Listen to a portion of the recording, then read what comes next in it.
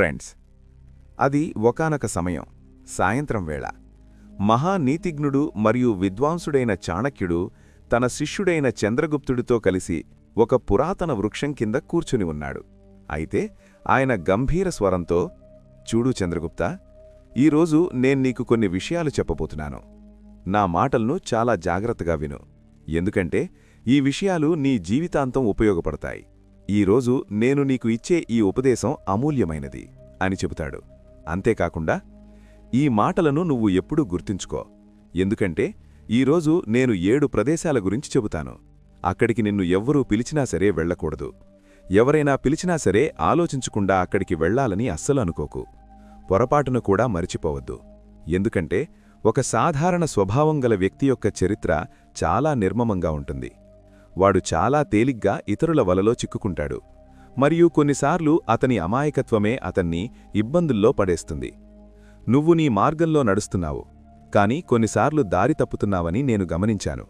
అందుకే నువ్వు ఈ విషయాలను ఆచరించాలి, మరియు నా మాటలను లోతుగా వినాలి అని చెప్పగానే చంద్రగుప్తుడు ఉత్సుకతతో, సరే గురుదేవా, సెలవివ్వండి అన్నాడు. చాణక్యుడు నవ్వుతూ, సరే నా కుమారుడా, మనస్సు పెట్టి విను. నేను నీకు చెప్పే ఈ 7 విషయాలను వివరంగా వివరిస్తాను. ఇవి నీ వ్యక్తిగత జీవితానికే కాకుండా ఒక రాజుగా, ఒక యోధుడిగా మరియు ఒక మానవుడిగా కూడా ఎంతో ఉపయోగపడతాయి. ఇవి శాస్త్రాలు, వేదాలు మరియు నా స్వంత నీతులపై ఆధారపడి ఉన్నాయి. అర్థశాస్త్రంలో నేను చెప్పాను, తెలివైనవాడెవడంటే ప్రమాదాన్ని ముందుగానే గుర్తించేవాడు. పద, ఒక్కొక్కటిగా ఈ 7 ప్రదేశాల గురించి చర్చించుకుందాం. మొదటి ప్రదేశం, ఎక్కడైతే నీ గౌరవం ఉండదో. చాణక్యుడు దీర్ఘంగా శ్వాస తీసుకుని ప్రారంభించాడు. మొదటగా చంద్రగుప్త, విను అని చెప్పే మొదలుపెడతాడు. చూడు చంద్రగుప్త, జీవితంలో అతిపెద్ద ధనం ఏమిటో తెలుసా? అవే గౌరవం మరియు మర్యాద. సో ఎక్కడైతే నీకు గౌరవం ఉండదో, ఎక్కడైతే ప్రజలు నిన్ను తృణీకార దృష్టితో చూస్తారో, అవమానిస్తారో లేదా నీ ఉనికిని తేలిగ్గా భావిస్తారో, అక్కడికి ఎటువంటి సన్నాహం లేకుండా అడుగుపెట్టటం మృత్యువుతో సమానం. ఎందుకంటే మనిషి మనసు ఎంత బలహీనమైనదంటే అవమానం అతన్ని కుంగదీస్తుంది.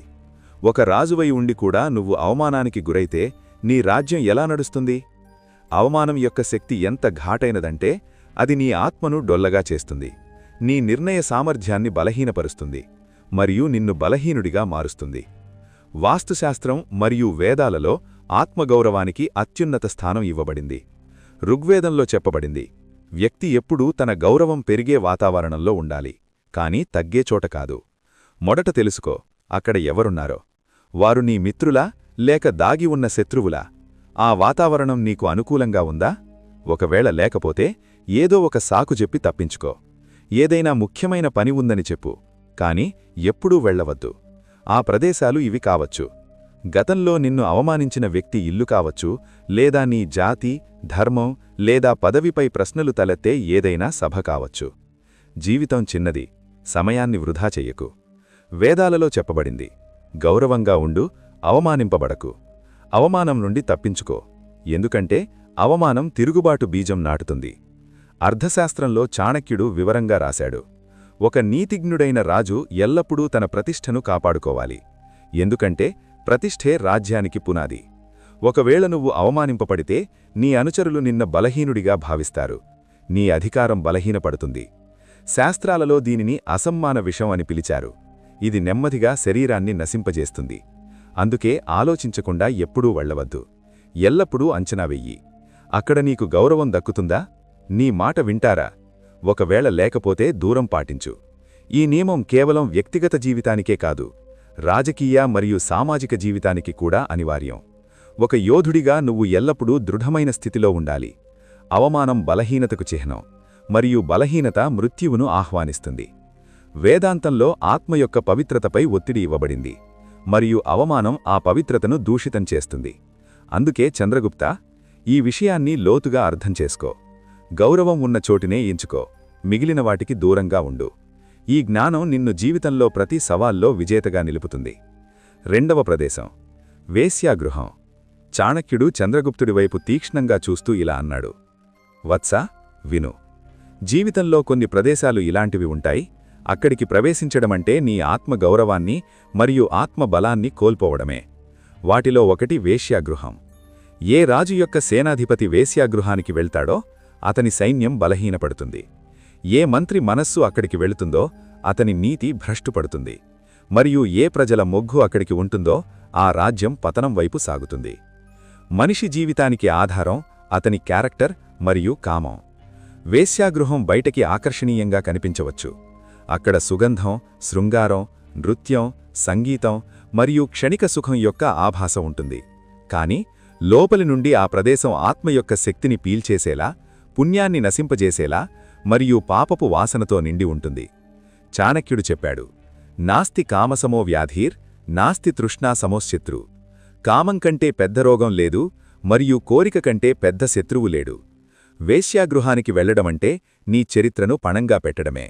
ఎందుకంటే అక్కడికి వెళ్లే వ్యక్తి నెమ్మదిగా తన కోరికలకు గులామైపోతాడు. శరీర సుఖం క్షణికం కాని దాని ప్రభావం దీర్ఘకాలం ఉంటుంది.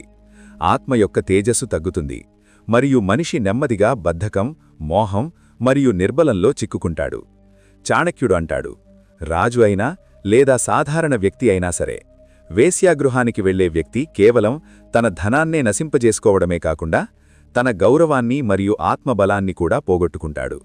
ఎందుకంటే వేశ్యాగృహం కేవలం శరీర వ్యాపారమే చేస్తుంది. అక్కడ ప్రేమ, శ్రద్ధ, నిష్ఠ మరియు పవిత్రత ఉండదు. ఆ ప్రదేశం మనిషి మనస్సును మోహజాలంలో బంధిస్తుంది మరియు నెమ్మదిగా అతన్ని అధోగతికి నెట్టేస్తుంది.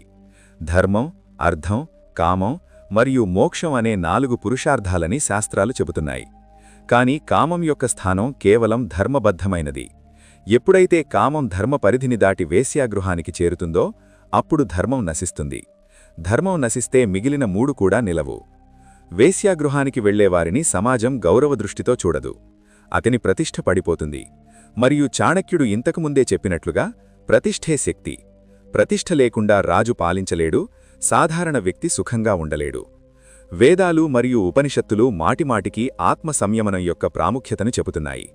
ఋగ్వేదంలో చెప్పబడింది, మనిషి యొక్క అసలైన బలం అతని ఇంద్రియ నిగ్రహంలో ఉంది. వేశ్యాగృహం ఇంద్రియ నిగ్రహాన్ని భంగం చేసే కేంద్రం. అక్కడికి వెళ్లి సాధకుడు తన లోపలి తపస్సును నాశనం చేసుకుంటాడు.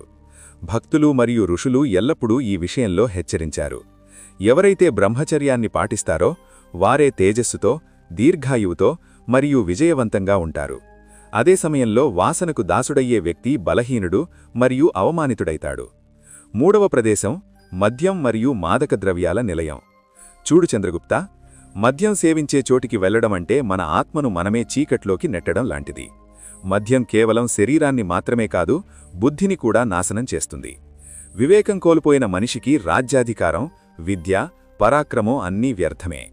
చాణక్యుడు స్పష్టంగా చెప్పాడు, మత్తు పదార్థాల కేంద్రం పాపానికి నిలయం. రాజనీతిలో ఇది మరింత ప్రమాదకరం.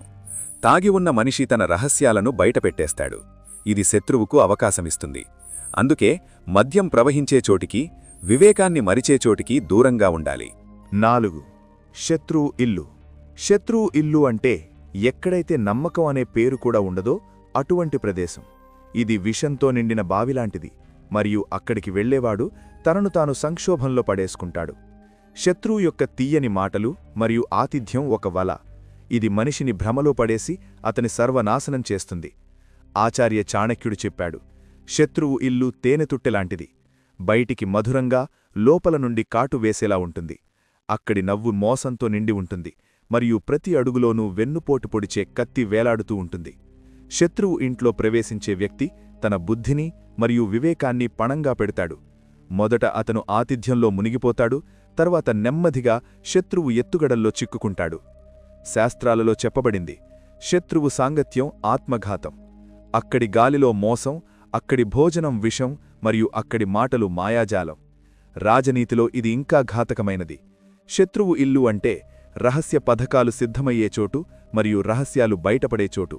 ఒక్క క్షణం అజాగ్రత్త రాజును అతని సింహాసనం నుండి దూరం చేయగలదు.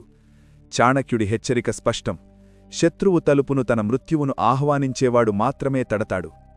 ఆధ్యాత్మిక దృష్టిలో శత్రువు ఇల్లు మనస్సులోని వైరాన్ని పెంచుతుంది.